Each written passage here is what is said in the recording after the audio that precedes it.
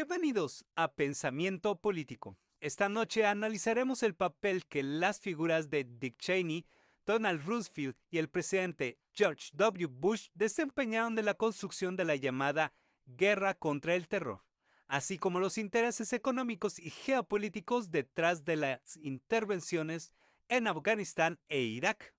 Para ello nos acompaña Lila Avendaño, analista de política internacional. Gracias por estar aquí. Lila, Gracias por la invitación, Alex.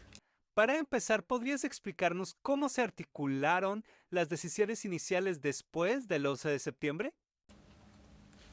Mira, el liderazgo político visible fue el del presidente George W. Bush, pero la arquitectura conceptual y estratégica vino sobre todo de Dick Cheney, el vicepresidente, y de Donald Rumsfeld, el secretario de Defensa.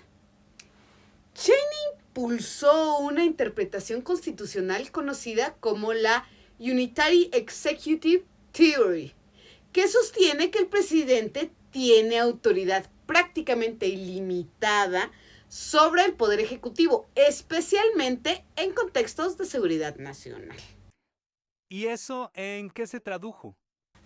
Pues mira, en hechos concretos, la autorización de vigilancia masiva sin orden judicial por la NSA desde finales del 2001. La aprobación de técnicas de interrogatorio coercitivas mediante memorandos legales en el 2002. La expansión de poderes presidenciales al punto de justificar intervenciones militares previas. Por su parte, Rumsfeld diseñó la estrategia militar tanto en Afganistán en el 2001 como en Irak en el 2003, apostando por fuerzas reducidas, dejando enormes vacíos de seguridad. Esto contribuyó al deterioro interno de ambos países. Otro tema clave son los intereses económicos. ¿Qué papel tuvieron empresas como Halliburton? Halliburton es una de las mayores contratistas del Pentágono. Obtuvo entre el 2003 y el 2011 más de 39 mil millones de dólares en contratos relacionados con la guerra de Irak, según el Commission of Wartime Contracting de Estados Unidos. El detalle relevante es que Dick Cheney fue CEO de Halliburton entre 1995 y 2000. Aunque formalmente se desvinculó al asumir la vicepresidencia, seguía recibiendo pagos diferidos y poseía acciones en fideicomisos.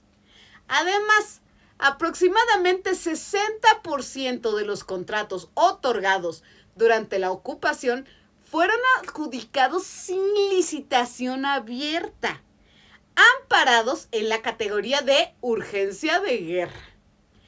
Esto provocó cuestionamientos sobre posibles conflictos de intereses. Pasemos al punto de la inteligencia. El discurso de Colin Powell en la ONU es un momento clave. ¿Por qué? El 5 de febrero del 2003, Powell presentó ante el Consejo de Seguridad la supuesta evidencia de armas de destrucción masiva en Irak. Hoy sabemos que gran parte de esa información era incorrecta.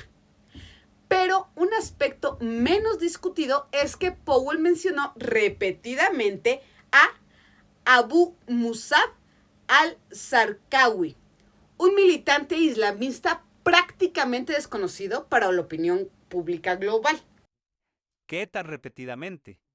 Ese día, Powell mencionó a Zarqawi 21 veces.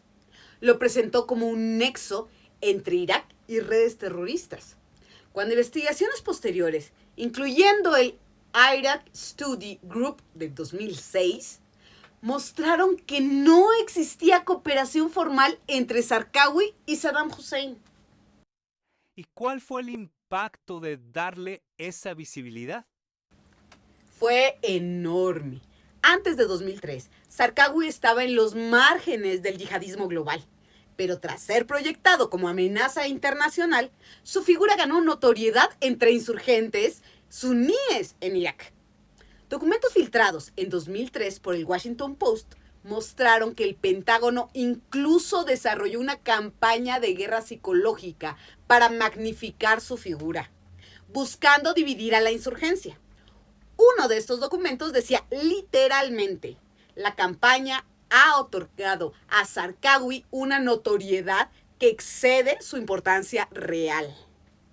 Esta visibilidad aceleró el crecimiento del grupo que él lideró, Al-Qaeda en Irak, AQI, creado en 2004. AQI evolucionaría después en Estado Islámico de Irak en 2006 y finalmente en ISIS o EIIL del 2013 al 2014.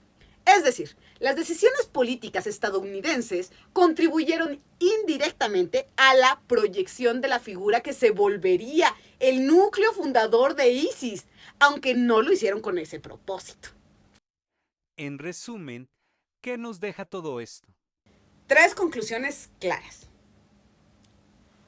La guerra contra el terror fue posible gracias a la expansión del poder presidencial bajo la Unitary Executive Theory.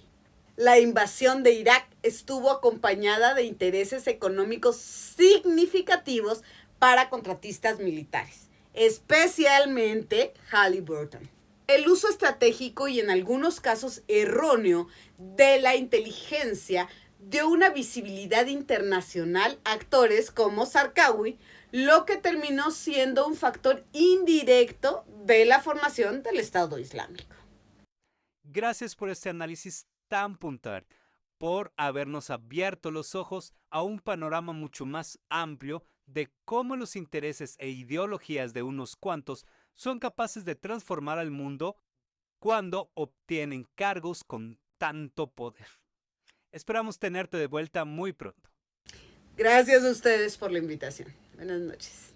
Esto fue todo por nuestra parte. Nos vemos en otro episodio de Pensamiento Político. Buenas noches.